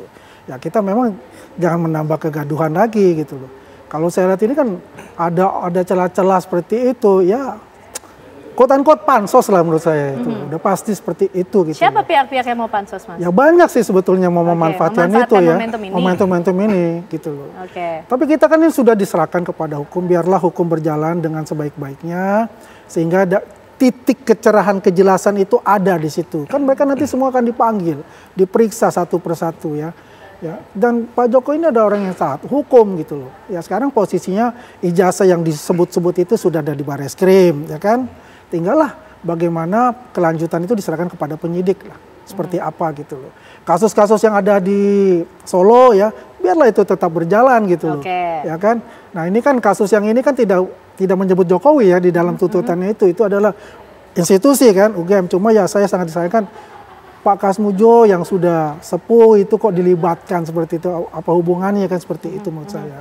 Dan dia kan dosen pembimbing akademik. Satunya kan ada dosen pembimbing skripsi Pak Ahmad Sudiroh almarhum ya kan. Nah kalau beliau itu dalam keadaan seperti itu ya patut disayangkan kalau dia dalam kondisi yang ini ya makanya dia serahkan kepada UGM untuk bisa menyelesaikan itu semua. Oke, jadi Pak Jokowi tetap akan menempuh jalur hukum ya? Tetap menempuh jalur hukum itu. Oke, baik. Bang Komarudin, ini kalau dari Pak Jokowi tetap akan menempuh jalur hukum dalam menyelesaikan persoalan ini. Kalau Bang Komarudin seperti apa? Agenda pertama nanti 22 Mei kalau tidak salah. Tetap akan menempuh jalur hukum juga pada gugatan awal menggugat UGM? Ya, insya Allah kita tetap melanjutkan gugatan kami untuk pembuktian. Nah, jadi kalau saya bisa berikan masukan, sebelum ada putusan pengadilan tentang asli tidaknya jasa ini, janganlah ada dulu proses pidana seperti Roy Suryo dilaporkan, Jokowi dituduh, jadi jangan ada tuduhan-tuduhan, jangan ada proses pidana sebelum final proses hukumnya dari UGM, karena disitulah sumber data yang sebenarnya. Jadi bisa saja orang mengatakan jasa saya asli, ada namanya asli tapi palsu, tapi tidak boleh kita menuduh seperti itu. Cuma kalau tidak ada putusan dari pengadilan, ya semua orang bisa berkata seperti itu. Wah, jangan-jangan begini, jangan-jangan. Akhirnya gaduh terus, tidak pernah berhenti. Nah, namun kalau sudah ada proses pengadilan, nanti berkasnya dibawa ke pengadilan, terus ditunjuk tim forensik misalnya dari instansi A, instansi B. Jadi jangan 2 instansi, kalau bisa 3, supaya ada istilahnya gabungan lah, supaya orang bisa percaya. Jangan 1, kalau 1 ya bisa curiga mencurigai. Namanya juga kalau wasit itu tidak ada wasit sepak bola 1, ada wasit pembantu supaya bisa membantu wasit utamanya. Ya, seperti itu. Iya. Jadi sebelum saya ingin menyampaikan mohon maaf kepada Bapak Kasmojo kalau Pak Kasmojo merasa terganggu atau merasa kaget, tapi namun demikian Pak Kasmojo tetap kuat ya, sabar, semoga sehat cepat, karena ini merupakan proses hukum membantu supaya negara kita bisa aman. Oke. Seperti itu. Baik, terima kasih Bang Komarudin. Mas Heri, ini cukup banyak kemudian kasus yang jadinya timbul dari perkara awal ijazah Presiden Joko Widodo, Presiden ke-7 Republik Indonesia. Nanti ke depan, perjalanan proses hukum seperti apa yang akan didapat oleh publik dalam kasus ini? Ya, tentu harus berdasarkan ketentuan hukum acara ya. Hukum acara perdatanya mengatakan nanti akan ada pembacaan gugatan, ada replik duplik, pembuktian begitu ya. Ada saksi, surat dan lain sebagainya, atau ahli yang dihadirkan sampai pada kesimpulan musyawarah hakim sampai pada putusan tadi yang 3. Masih cukup panjang, harus dia masuk ke ranah hukum. Sebelum masuk ke ranah itu juga saya ingin mengkoreksi Bang Komarudin. Tadi dikatakan UGM nomor 2 sebagai alma mater tercinta. Saya katakan di forum ini itu nomor 1 begitu ya, bukan nomor 2 Bang Komarudin gitu. Kemudian untuk konteks gugatannya sendiri yang harus diperhatikan adalah menurut saya para pihak tadi ya, legal standingnya, dalil gugatan harus jelas, termasuk bicara tentang kerugian, karena kerugian ada 2 Mbak Ken, kerugian material misalnya dan imaterial. Nah ini kan kemudian juga harus dilihat dari perbuatan melawan hukum apa yang dilakukan oleh si pelaku yang diduga dalam konteks gugatan perdata ini kan Pak Jokowi begitu ya, terhadap kerugian yang diderita oleh korban. Maka dalil gugatan harus jelas. Dan terakhir, kalau bicara para pihak, saya nggak tahu, saya belum baca gugatannya secara jujur ya, cuman yang perlu kita ingatkan adalah dalam mengeluarkan sertifikat ijazah ini kan ada otoritas yang lebih tinggi ya, yang mengatur dari konsep negara, yaitu kementerian. Saya lupa apakah menggunakan istilah Kemendikbud zaman dulu ya Bang ya. Kalau memang itu Kemendikbud, apakah Kemendikbud memang sudah juga memiliki sertifikat dan mengetahui, minimal mengetahui bahwa itu pernah dikeluarkan oleh UGM kan begitu, karena semua yang pernah lulus kuliah yang menjadi sarjana pasti tercatat secara administratif. Nah maka karena ini masuk ke dalam gugatan keperdataan, memang yang harus dikuatkan adalah bukti suratnya, karena kalau bukti suratnya sudah kuat, baik masing-masing pihak sebagai pihak penggugat ataupun tergugat, 98% saya tidak bisa melampaui kewenangan Tuhan yang Maha Kuasa begitu ya, tapi 98% bisa dikatakan menang dari sisi penggugat atau tergugat. Tinggal kita lihat nanti yang mana yang lebih siap dan punya katakanlah bukti yang lebih otentik tadi, yang bisa meyakinkan hakim bahwa inilah yang menurut kami yang benar. Tapi kalau nanti di endingnya putusannya apapun, saya bukan Jokowi mania Mbak, tapi kita harus katakan res judicata pro veritate habetur, bahwa putusan hakim akan selalu dianggap benar sebelum ada putusan tingkat di atas yang mengkoreksi hal itu. Jadi itu yang bisa kita sampaikan. Baik. Tinggal kita tunggu bagaimana kemudian akhir dari pembuktian ijazah dari Presiden ke-7 Republik Indonesia Joko Widodo yang sudah masuk ke ranah ranah hukum ini. Kita lihat juga bagaimana setiap pihak yang kemudian sudah terlanjur melibatkan di dalam persoalan ini bergulir. Terima kasih Mas Andi Aswan, terima kasih Mas Heri Firmansyah, terima kasih juga Bang Komarudin sudah bergabung bersama kami di Apa Kabar Indonesia Malam. Pemirsa, usai jeda tentunya kami masih akan menghadirkan sejumlah informasi untuk Anda, termasuk informasi dari Kapolri Jenderal Listio Sigit Prabowo yang memastikan bakal terus menggelar operasi premanisme hingga tercipta rasa aman di masyarakat. Sesaat lagi kami kembali untuk Anda.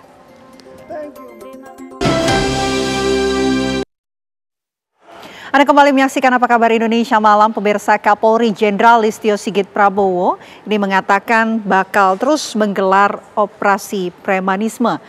Dan sebelum informasi tadi, pemirsa, kami akan hadirkan informasi dari Majalengka terlebih dahulu. Satuan Narkoba Polres Majalengka ini berhasil meringkus seorang pengedar narkotika jenis ganja. Dari tangan pelaku, polisi berhasil mengamankan sejumlah barang bukti, ganja kering seberat 500 gram, timbangan, serta 10 paket kecil siap edar. Pelaku pengedar daun ganja ini membawa barang tersebut dengan menggunakan kantong plastik dan siap untuk dijual kepada pembeli. Pemuda pengangguran ini tergiur menjadi pengedar barang terlarang dengan penghasilan satu hari sebesar Rp700.000. Selain mengamankan pelaku, petugas Sat Narkoba mengamankan sejumlah barang bukti, diantaranya paket ganja kering seberat 500 gram, timbangan digital, dan 10 paket kecil siap edar. Untuk mempertanggungjawabkan aksinya, pelaku dikenakan pasal 112 dengan terancam hukuman penjara paling lama 5 tahun.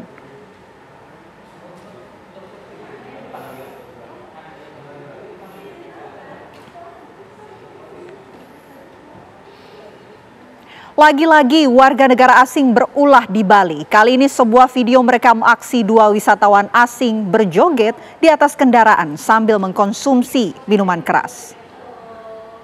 Inilah video yang memperlihatkan aksi konyol dua warga asing berjoget di atas mobil sambil mengkonsumsi minuman keras. Peristiwa itu terjadi di kawasan wisatawan Canggu di Kabupaten Badung, Bali. Dinilai cukup meresahkan, jajaran Satlantas Polres Bandung langsung memburu keduanya. Setelah mengetahui plat mobil yang digunakan dua wisatawan ini, polisi langsung bertindak dan menilang pelaku. Diketahui pemirsa, ada dua warga asing tersebut berkewarganegaraan Inggris dan Kanada. Usai ditangkap polisi, keduanya pun meminta maaf atas tindakan mereka yang diakui di bawah pengaruh minuman keras. Sementara sopir mobil yang mengaku disewa oleh kedua warga asing tersebut dikenakan sanksi tilang.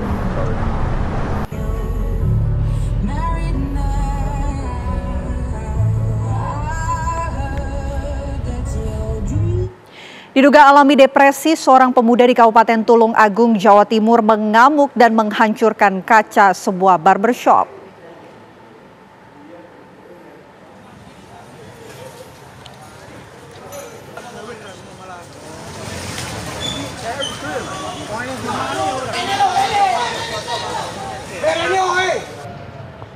Selain mengamuk, pria tersebut juga melempari pengendara motor dengan pecahan kaca.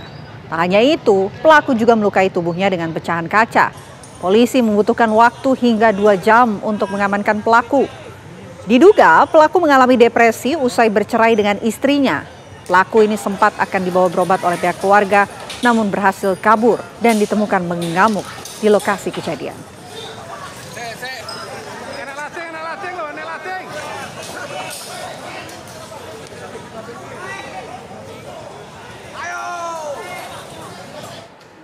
Seorang wanita saat membawa mobil ketakutan didatangi beberapa orang debt collector dengan cara menghadangnya menggunakan sepeda motor di Jalan Cokro Aminoto, Kisahan, Asahan, Sumatera Utara.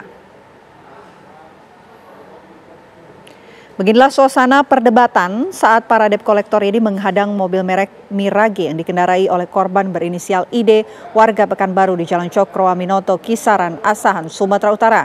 Adu mulut dan jerit histeris korban pun terdengar dalam video yang direkamnya bahkan dari petang hingga malam. Para pelaku debt collector ini terlihat berkata tidak pantas kepada korban. Parahnya, pelaku tanpa basa-basi langsung menderek mobil korban. Jerit histeris korban pun terdengar ketika mobilnya diderek paksa karena anak dan keluarganya masih ada di dalam mobil tersebut. Dalam keributan itu, salah seorang pelaku mendatangi korban dan mobilnya tidak ditarik.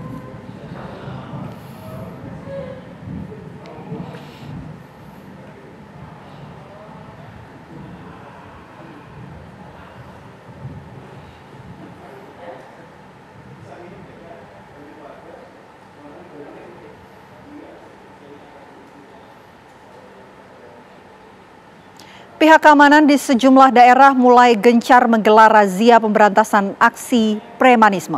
Langkah ini dilakukan sebagai sikap tegas Polri terhadap segala bentuk premanisme yang semakin meresahkan masyarakat. Dalam operasi ini, puluhan orang ditangkap diduga terlibat pelaku premanisme.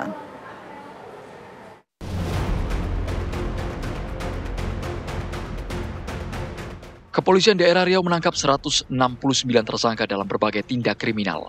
Mereka terjaring operasi pemberantasan premanisme yang digelar sejak 1 hingga 14 Mei 2025. Polisi turut menangkap kelompok geng motor yang melakukan perampasan. Menurut Direktur Reserse Kriminal Umum Polda Riau, Kombes Asep Dermawan mengungkapkan pelaku geng motor dalam menjalankan aksinya dilakukan secara bergerombol hingga 30 kendaraan. Mereka tak segan membacok korban menggunakan senjata tajam.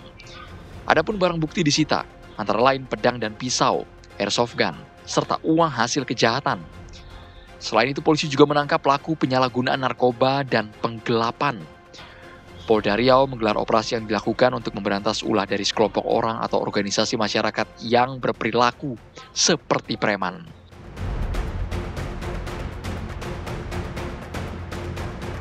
Polda Sumatera Utara menggelar operasi Pekat Toba dengan melibatkan seluruh Polrestabes, Polresta, Polres jajaran Sumatera Utara. Hasilnya, kurang lebih 1.000 orang diamankan dengan berbagai kasus, diantaranya pungli, premanisme, pemerasan, dan tindakan kriminal. Anggota organisasi masyarakat berkedok pemerasan juga diamankan polisi dari penindakan tersebut. Polisi mendapatkan barang bukti berupa senjata tajam dan beberapa ID card parkir yang palsu. Total sebanyak 173 orang berstatus tersangka dan selebihnya akan dilakukan pemeriksaan mendalam. Para preman yang diamankan dilakukan pendataan lanjutan jika terbukti akan diproses secara hukum yang berlaku.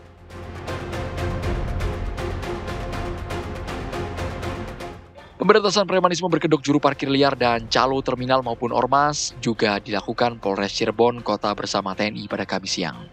Para preman ini diciduk dari sejumlah lokasi berbeda, mulai dari Pasar Induk Jaga Satru, minimarket hingga terminal Harjamukti. Mereka kedapatan memintai tarif lebih tinggi dari ketentuan untuk parkir. Aksi premanisme berkedok juru parkir liar yang marak kian meresahkan masyarakat dan langsung ditindak tegas petugas. Upaya ini juga bagian dari komitmen Polri dan TNI untuk memberantas premanisme di tanah air. Tim TV One mengabarkan. Kapolri Jenderal Listio Sigit Prabowo memastikan bakal terus menggelar operasi premanisme hingga tercipta rasa aman di masyarakat. Operasi premanisme ini juga untuk mendukung kebijakan pemerintah sehingga tercipta investasi yang aman dan pertumbuhan ekonomi yang baik. Kapolri menegaskan bakal menindak setiap ormas yang berbuat anarkis dan premanisme. Polri tidak akan berkompromi dengan setiap aksi kejahatan. Hal ini disampaikan Kapolri usai membuka Rakernis Bahar Kampori dan Korbrimob Polri yang digelar di gedung STIK Jakarta Selatan pada Kamis siang.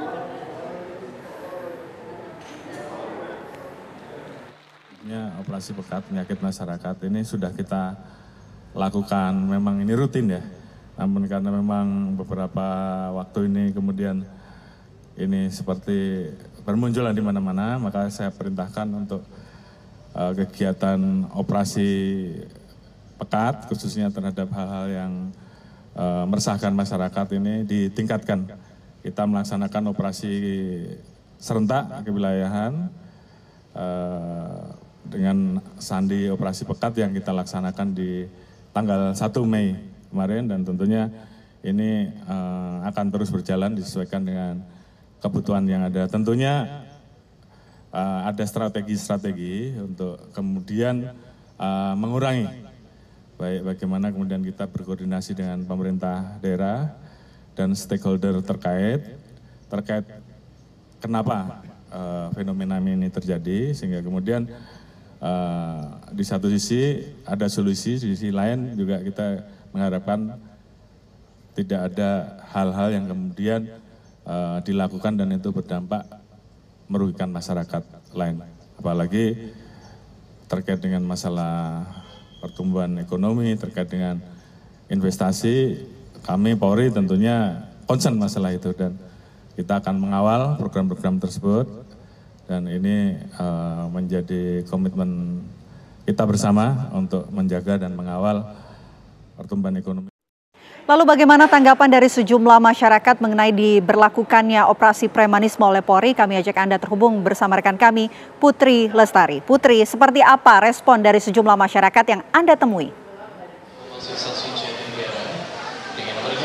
Baik Vena dan juga pemirsa, aksi premanisme memang sangat meresahkan masyarakat, di mana memang karena hal tersebut kegiatan masyarakat menjadi terganggu dan juga terhambat. Di mana ada salah satu contoh kasus viral pemirsa, di mana memang ada seorang warga yang hendak memarkirkan mobil atau motornya di jalan, lalu ia harus merogoh kocek lebih dalam daripada biasanya. Para oknum tersebut meminta biaya yang bukan biaya aslinya, dan terkadang dari mereka juga sempat memaksa dan juga mengancam para korban.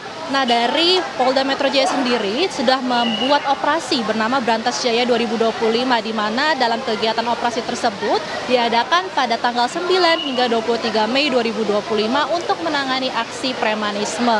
Dari operasi tersebut melibatkan total hingga 999 personel gabungan baik dari Polri, TNI, dan juga pemerintah Provinsi DKI Jakarta. Dan sekarang saya sudah berada di stasiun Pasar Senen Jakarta, di mana saya akan mewawancarai beberapa penumpang mengenai kasus aksi premanisme tersebut. Baik, Mas, boleh tahu namanya siapa? Saya Victorio Manggala Putra. Mas, izin bagaimana sih Mas pendapat Anda mengenai razia polisi? Efektif gak sih? Menurut saya untuk tindakan razia premanisme dari pihak kepolisian itu untuk saat ini saya rasa masih kurang efektif, dikarenakan di daerah saya sendiri masih banyak terjadi tindakan premanisme seperti pungli ataupun pemalakan-pemalakan lainnya begitu. Harapan kedepannya apa sih Mas agar premanisme tidak terjadi lagi ke depannya?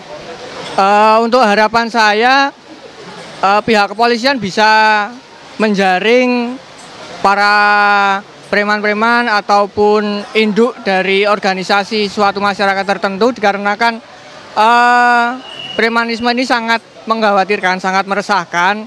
Harapan saya jika pihak kepolisian sangat sulit ataupun keberatan bisa menggandeng pihak dari organisasi masyarakat lainnya, terutama untuk di lingkup RT, RW ataupun kelurahan begitu atau kabupaten. Oke, baik pemirsa, terima kasih Mas Victor. Kita akan berhubung dengan salah satu warga sekitar yang bernama Ibu namanya siapa? Bu Eva. Bu Eva, izin dong Bu, bagaimana tanggapannya mengenai razia Polri yang dilakukan untuk menanggapi aksi premanisme? Efektif tidak Bu? Iya. Kalau saya setuju kalau premanisme dibabat habis sama jajaran kepolisian supaya efek jera gitu loh Mbak. Supaya tidak meresahkan masyarakat. Harapannya ke depannya apa Bu supaya premanisme tidak terjadi lagi? Ya dibabat habis itu Mbak. Apa itu Mbak? Diringkus seakar-akarnya biar enggak ada yang meresahkan masyarakat lagi gitu. Oke, terima kasih Ibu Eva. Dan sekarang kita akan terhubung ke narasumber terakhir, yakni boleh tahu Mas namanya siapa? Nama saya Abiza. Mas Abizar, boleh tahu dong bagaimana tanggapannya tentang premanisme yang ada di wilayah Jabodetabek dan efektif gak sih? Kalau menurut saya sangat efektif Mbak, karena premanisme ini kan termasuk tindakan kriminal ya, yang meresahkan masyarakat, sehingga kalau polisi dapat merazia ya sangat bagus biar masyarakat juga tenang. Harapannya ke depannya apa Mas supaya premanisme tidak terjadi lagi di wilayah Indonesia ini?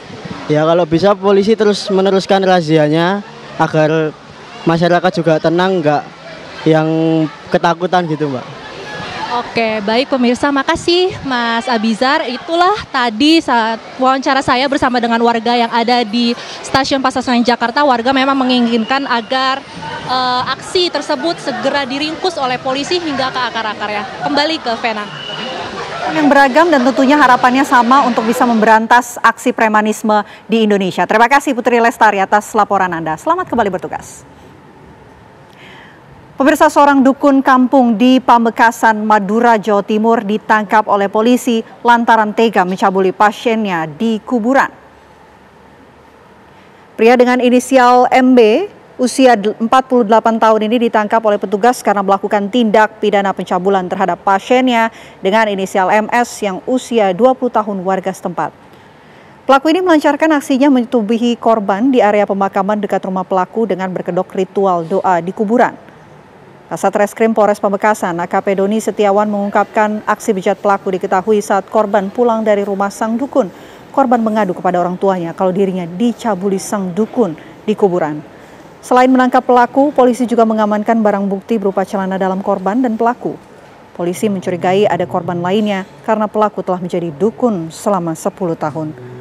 Sementara pelaku pencabulan berkedok ritual di kuburan kini dijerat pasal 285 KUHP atau pasal 6C Undang-Undang RI nomor 12 tahun 2022 tentang tindak pidana kekerasan seksual dengan ancaman hukuman maksimal 12 tahun penjara.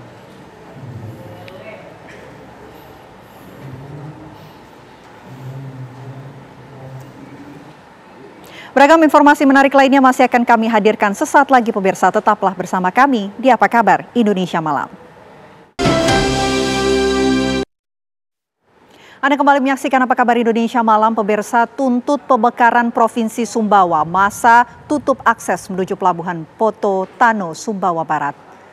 Ribuan massa dari beberapa kabupaten yang tergabung dalam Komite Percepatan Pembentukan Pulau Sumbawa memadati kawasan simpangan Pelabuhan Laut Poto Tano, Sumbawa Barat siang tadi. Kehadiran massa ini tak ayal memblokade akses masuk menuju pelabuhan penyeberangan. Massa menuntut pemekaran provinsi baru yaitu Provinsi Pulau Sumbawa yang terpisah dari provinsi saat ini Nusa Tenggara Barat. Dalam orasinya, para pengunjuk rasa mendesak pemerintah pusat untuk segera mencabut moratorium pemekaran daerah dan mengambil langkah tegas dalam pembentukan Provinsi Pulau Sumbawa. Aksi direncanakan akan berlangsung selama 5 hari sebagai bentuk dukungan bagi perwakilan yang bertemu pihak Kemendagri dan Komisi 2 DPR RI. 800 aparat gabungan TNI Polri dari Polres Sumbawa, Sumbawa Barat, Polda NTB, dan Kodim 1607 ditugaskan untuk mengamankan aksi.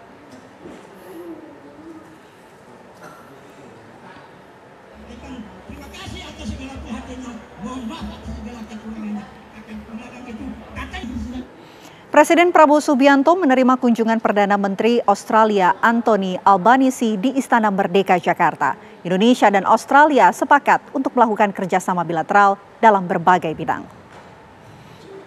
Setibanya di istana, Presiden Prabowo Subianto menyambut langsung kedatangan Albanese.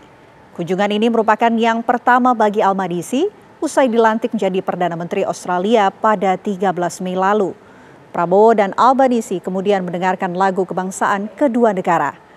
Presiden Prabowo menyampaikan rasa terima kasih kepada Albanese sebagai pemimpin dunia pertama yang menyampaikan ucapan selamat kepada Prabowo ketika terpilih menjadi Presiden RI.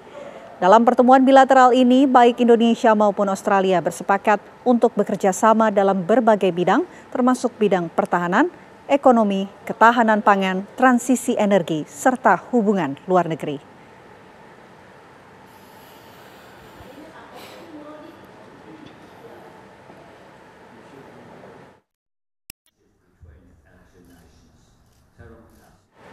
Otoritas Bandara Prince Mohammed bin Abdul Aziz Madinah, Arab Saudi menemukan jemaah Indonesia yang membawa rokok berlebih di dalam koper bagasinya.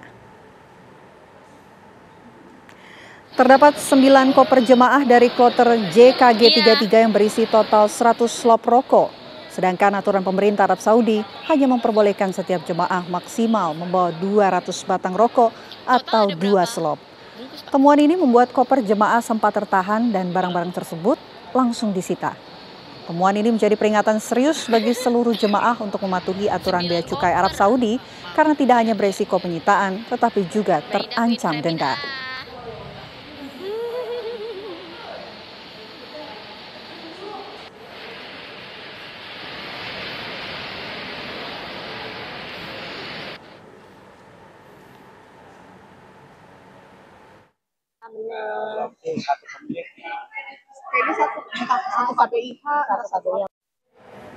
Sementara itu jemaah haji Indonesia secara bertahap pindah ke Mekah, pemirsa.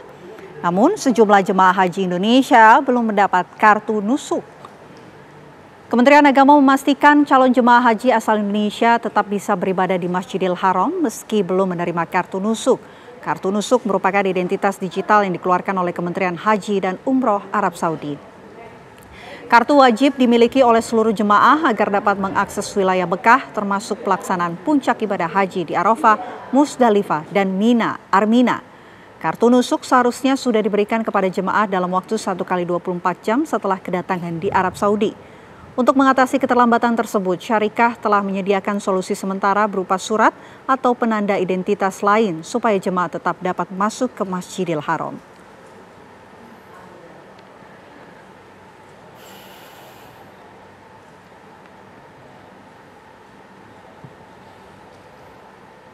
Kami ajak Anda pemirsa langsung menuju Mekah Arab Saudi karena sudah ada rekan kami Senida Aditya di sana. Senida, bagaimana suasana terbaru di Mekah Arab Saudi dan kegiatan apa yang tengah berlangsung di sana? Ya, selamat sore waktu Pena. Memang ini di sini agak kencang ya, dan cuacanya agak cukup panas. Saya melaporkan langsung dari kota Mekah Arab Saudi, di mana para jemaah Indonesia saat ini tengah menjalani rangkaian ibadah tengah suhu yang sangat ekstrim. Cuaca siang hari ini tercatat mencapai 44 derajat Celcius, menyebabkan resiko dehidrasi dan kelelahan itu meningkat terus. Mengimbau para jamaah untuk mengurangi aktivitas di luar ruangan, terutama siang sore seperti ini.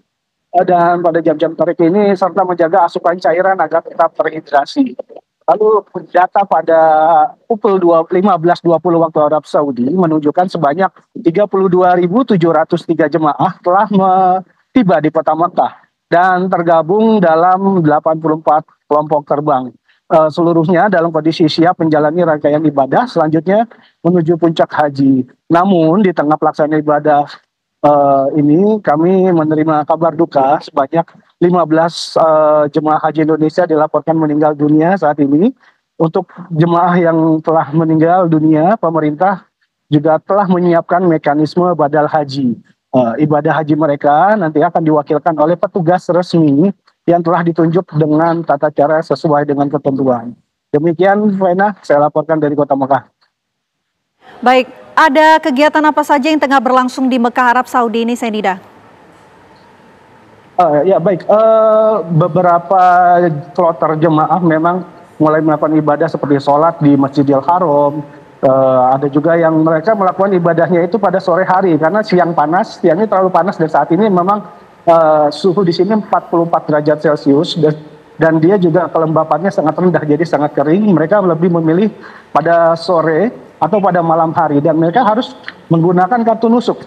Nah, saya akan mencontohkan kartu nusuk itu seperti ini, seperti yang saya pegang ini. Ini adalah kartu nusuk yang digunakan untuk memasuki kawasan kota Mekah dan Masjidil Haram. Tapi walaupun tidak ada kartu nusuk ini, nantinya mereka yang belum mendapatkan akan ditemani oleh staf atau anggota dari Syarikah yang menangani para jemaah ini, Afena. Ya, apa kemudian himbauan yang disampaikan kepada jemaah Indonesia yang ada di Mekah ini untuk bisa menaati aturan-aturan yang sudah ditetapkan di sana, Senida? Ya, para petugas, terutama petugas-petugas di kloter juga telah mengimbau agar jemaah itu selalu menggunakan kartu nusuk ini. Selain itu juga mereka dalam beribadah menuju Masjidil Haram dari hotel memang ada bus sholawat. Nah, di bus sholawat ini banyak rute-rute yang harus dihafalkan oleh jemaah ini. Misalnya di sektor 2 itu ada bis nomor 4. Nah, itu yang harus diingat atau minimal difoto oleh jemaah dan pada saat mereka turun di terminal Ship Amir atau Ajiat, mereka harus juga memfoto gate-nya. Nantinya mereka ketika pulang dari beribadah di Masjidil Haram menuju hotel, mereka harus menggunakan terminal yang sama dan bis yang sama, Venus. Oke, seperti yang Anda gambarkan suasana terbaru di Mekah saat ini suhunya sekitar 44 derajat Celcius dan anginnya ini begitu kencang. Adakah kemudian himbauan yang disampaikan kepada para jemaah di sana untuk bisa menjaga energi dan juga kesehatan selama beribadah? Ya, jemaah diimbau untuk lebih selalu terhidrasi dengan minum air putih yang cukup. Dan ketika keluar seperti ini mereka harus memakai penutup kepala atau mungkin payung atau itu. Dan juga kalau bisa jemaah misalnya mempunyai semprotan air untuk muka karena memang di sini sangat kering dengan Vena. Baik, terima kasih Senida Aditya melaporkan langsung dari Mekah, Arab Saudi. Kita kembali ke informasi dalam negeri. Pemirsa, Dinas Kesehatan Provinsi DKI Jakarta mengungkap sebanyak 274 RW di Jakarta berstatus siaga tuberkulosis atau TBC. Masyarakat yang dirasa pernah melakukan kontak erat dengan penderita TBC dihimbau untuk segera memeriksakan diri ke fasilitas kesehatan yang ada di Jakarta. Pada kesempatan yang sama, Menteri Kesehatan Budi Gunadi Sadikin mengungkapkan lebih dari 100.000 orang di Indonesia setiap tahunnya meninggal dunia akibat tuberkulosis atau TBC. Menurutnya, penyakit TBC lebih mematikan dari COVID-19. Hal ini terlihat dari angka kematian yang diakibatkan penyakit tersebut.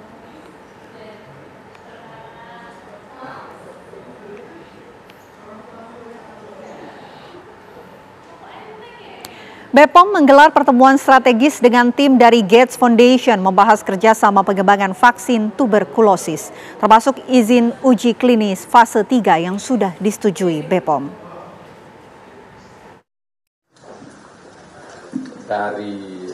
Badan Pengawas Obat dan Makanan atau BPOM mengadakan pertemuan strategis dengan tim dari Gates Foundation di kantor BPOM Jakarta Pusat. Pertemuan ini membahas perihal kerjasama pengembangan vaksin tuberkulosis TBC, termasuk izin uji klinis fase 3 yang sudah disetujui BPOM. BPOM menegaskan bahwa pemberian izin uji klinis fase 3 untuk vaksin TBC telah melalui proses transparansi dan evaluasi tim independen yang terdiri dari akademisi dan pakar sains.